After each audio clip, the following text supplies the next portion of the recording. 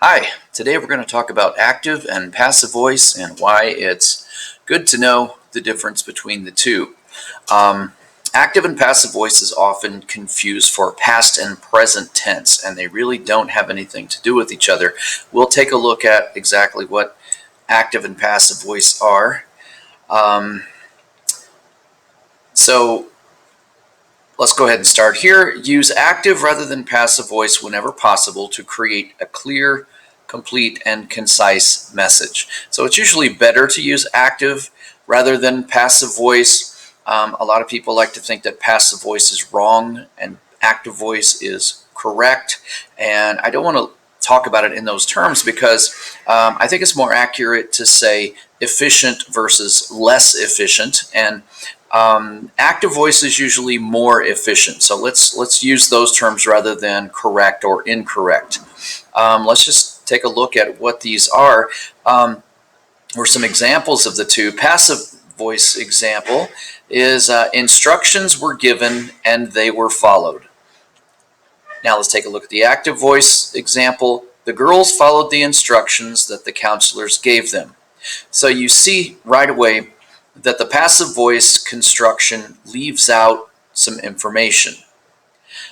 It focuses on the fact that something happened, but it very often leaves out the person who did it. And one of the things that I always say is one of the keys to good writing is to make a clear connection between who is doing what.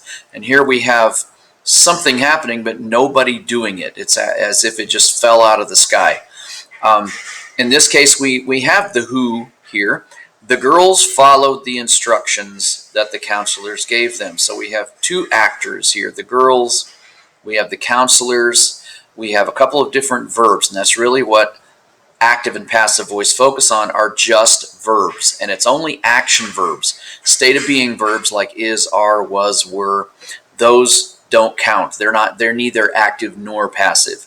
So in this case, given is the verb, and passive verbs almost always have a helping verb.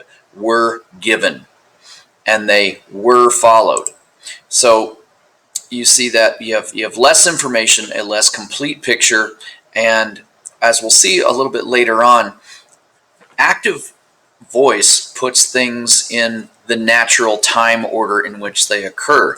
So if you say something like, I kicked the ball, you can actually do that as you're saying it. You can say, I, point at yourself, kicked, and make your foot aim towards the ball, and then the ball, and you can make that action occur as you're saying it. If you say the ball was kicked by me, it's almost like running the film in reverse. So when you create an active voice construction for your readers, it's so much easier for them to process that information because it's almost like the film is running forward. With passive voice, the film is running backwards, so your readers have to put that backwards motion into a forward motion in order to make sense of your sentence. So let's move on and take a look at some other issues. Passive voice often omits the actor of the verb, leaving out vital information. It emphasizes the act rather than the actor. And sometimes you want to do that. Sometimes even, or especially in a scientific situation, you'll want to leave out the actor because it doesn't really matter who did something. You can say the samples were taken every half hour or something like that, and it doesn't really matter who took the samples. So you're putting the emphasis on the act rather than on the actor. But a lot of times we want to make sure we include that actor depending on the situation. And this is another really important aspect of passive voice, is that it uses more words to convey less information. And that's what I mean by the efficiency aspect of active voice over passive voice. Again, it's not right or wrong. It's not wrong to drive a car that only gets 10 miles to the gallon, but if you could have the exact same car that got 40 miles to the gallon, I'm sure you'd choose the one that gets the better gas mileage. And that's really what we're talking about here, is getting better efficiency out of your language. And so we have my example here, I'm loving it, the McDonald's commercial. And if you turn that around and put it into passive voice, It is being loved by me. You see, first of all, that it says less in more words. It takes a longer time to get there, and it just really contributes to a lot of wordiness. Okay, and then here's my note. I've already kind of talked about this, that it's better not to refer to active voice as correct and passive voice as incorrect, but as more effective or less effective. Let's go ahead and move through this. Okay, we talked about this fact also, that active and passive voice only concerns action verbs, not the state of being verbs, or what are commonly referred to as linking verbs: is, are, was, were, am, etc. Those are neither active nor passive. They simply don't count on the scale of active or passive. Okay, let's go ahead and take a look at some steps. And a lot of people like to jump over these because they think they've got this figured out and they can just look at a verb and tell whether it's active or passive. But let's go ahead and look at this method of doing this. And if I were a student taking a test on active and passive voice, first thing I would do is go through the test and just mark all of the action verbs. So locate action verbs. Again, state of being verbs don't count, but locate all the action verbs. That's where you're going to find your active or passive constructions. All right, for each verb, ask who or what is doing the verb. This is often referred to as the actor or the agent. We're not going to call that the subject, because the subject refers to the grammatical subject, which may or may not be the person or the thing is initiating the action of the verb. So let's call it the actor or the agent. Who or what is doing the verb? And after you've identified that person or that thing who's initiating the action of the verb, you determine number 3. If the actor of the verb is also the subject of the verb, the construction is active.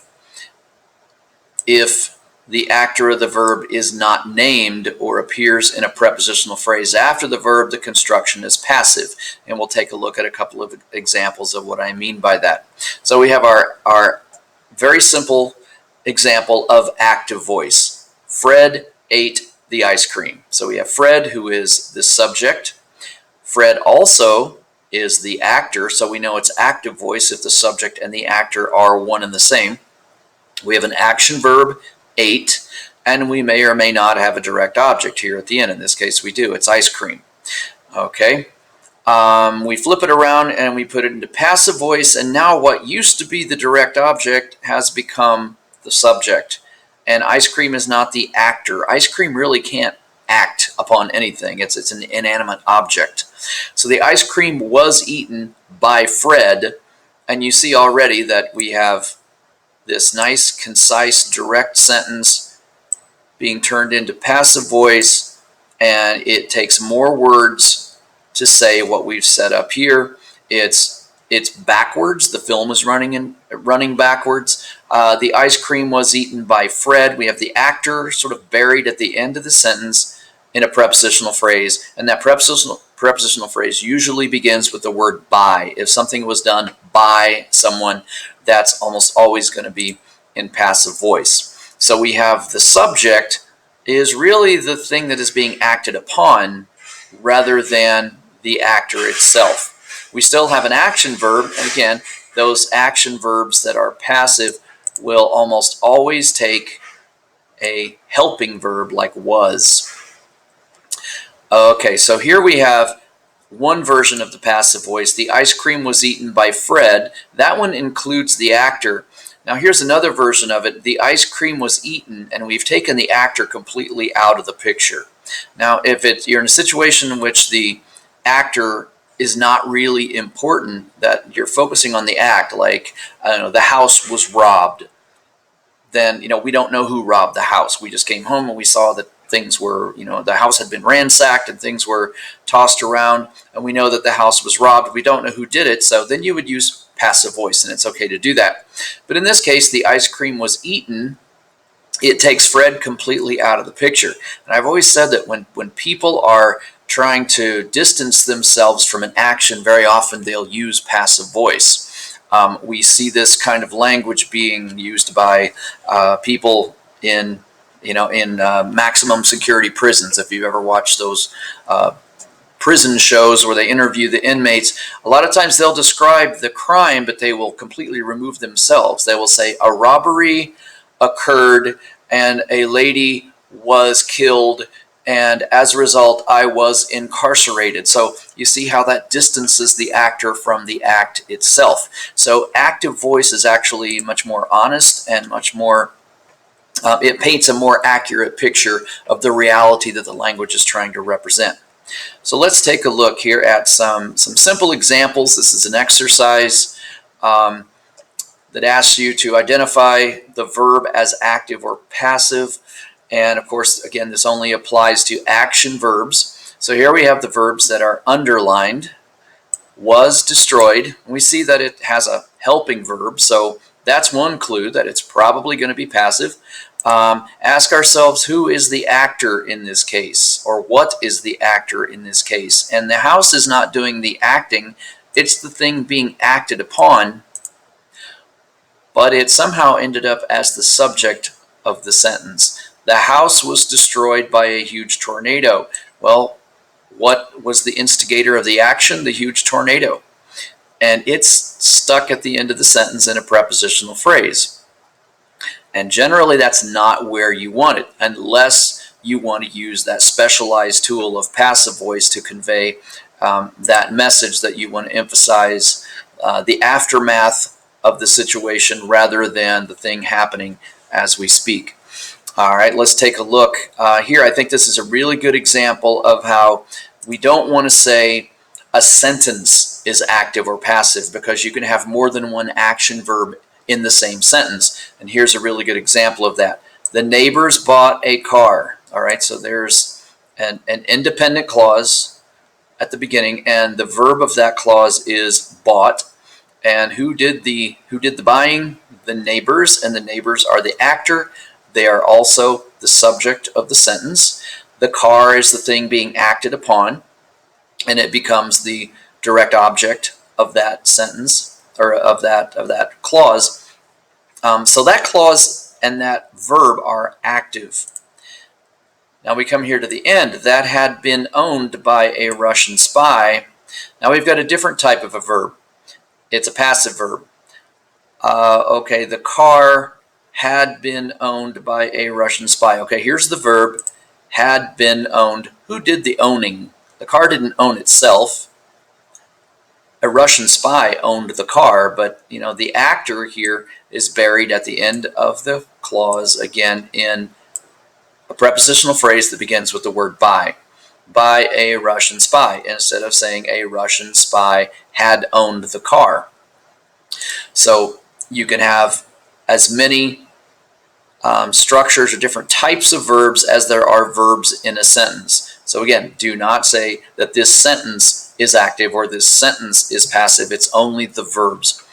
Let's take a look at a few other examples. A good time was had by all of us. Great tagline at the end of small town newspaper articles. A good time was had by all of us. All right, let's take a look at the action verb was had. All right, that's where we start. We always start with the verb, and then we ask ourselves, who or what is doing that verb? Who had the good time? Well, in this case, it would be us. We had a good time. But the actor is, as you can see, at the end of the sentence in a prepositional phrase that begins with the word by, so you can tell that that's probably going to be passive. The subject of the sentence, a good time, or we could just say time, good is an adjective. Time is not really doing anything there. Time is actually receiving the action, but it somehow ends up as the subject of the sentence. We would turn that sentence or that structure into an active structure by saying, we all had a good time. Let's take a look at number 4. We bought 3 of our favorite flavors. All right, the action verb in number 4 is bought. Who did the buying? We did the buying, and you're already starting to see that we is the subject of the sentence. We is also the actor of the verb bought, and the rest of this is a preposition, or sorry, a direct object. Three of our favorite flavors receives the action of the buying. So you have the actor, the action, and the thing being acted upon. That's a typical pattern for active voice. Number 5. This one is a little dodgy, depending on how you interpret some of the words here. A picture that was hung on the wall by my grandmother fell off yesterday. Okay, so we've got a couple of different verbs. Was hung and fell. Let's take a look at the first one. A picture that was hung on the wall. Well, we can see that was hung has a helping verb. The picture probably received the hanging, right? It was something that somebody hung on the wall. So it's not really doing the hanging. The picture is not hanging itself. And let's take a look at the last part of this, by my grandmother. Now this is a bit of an ambiguous phrase because did grandmother hang the picture on the wall, or does grandmother always sit in one particular corner that happens to be by the picture? There's a little bit of ambiguity there, so we want to make sure that our writing doesn't contain that kind of ambiguity. But fell is an action verb. And what is the subject of the action verb, the thing that actually fell? Well, the picture is the subject of this verb. The picture is in the subject position. It's also the actor. So in this case, the picture actually did something. It fell off yesterday. So we have a passive verb here and an active verb here. Again, be very, very careful not to say an active or passive sentence. Let's take a look at number 6. They broke 2 of our baseball bats. All right, the action verb in number 6 is broke. Ask yourself, who did the breaking? Well, it wasn't the baseball bats. They didn't break themselves, but they is the subject of this verb. It is also the actor of the verb breaking or broke. And what did they break? Baseball bats, or just bats if you want to get right to the one subject or object, direct object it would be. So they is the subject, broke is the action verb, bats.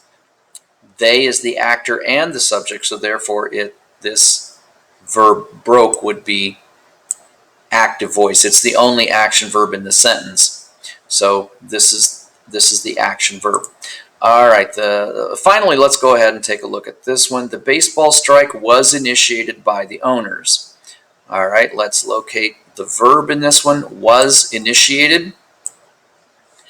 And who did that initiation, or what initiated the action of that verb? Who did the initiating? Well, the baseball strike didn't initiate itself. The owners are the ones who initiated the strike. And the owners, as you can see, again, are at the end of this sentence in a prepositional phrase that begins with the word by. The actor of the initiation is the owners, but they're at the end. The baseball strike is the grammatical subject. It is not the actor, it's not the agent. So what we have here is a passive verb. We have, again, instead of the owners initiated the baseball strike, which is sort of the more natural active voice version of this construction, we have it flipped around and the film is in reverse, and it takes more words to say less information.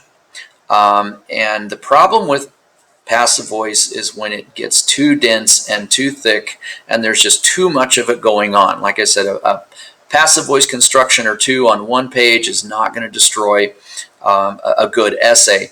But if it happens over and over and over, then we've got problems. And a lot of times, high school seniors, college freshmen, people who are right about that level, sometimes think that passive voice makes their writing sound more formal. It makes it sound more learned or more educated, when actually it just kind of obscures the meaning and twists things around so that the reader has to go back and sort of rearrange those ideas and put their thoughts in order to make sense of the writing. And one of the analogies I like to use is when people use a lot of passive voice in their writing, it kind of reminds me of if you've ever had a friend who's trying to learn to drive a stick shift and they're not very good at it. They let on the clutch too fast, and you know what happens? They don't give it enough gas, and all of a sudden, the car jumps and it shakes, and it's like kind of chunk, until it finally gets momentum enough to go. And that's what reading an essay that has lots of passive voice reminds me of, rather than coming to a nice, smooth start and continuing that nice, smooth start into the rest of the prose.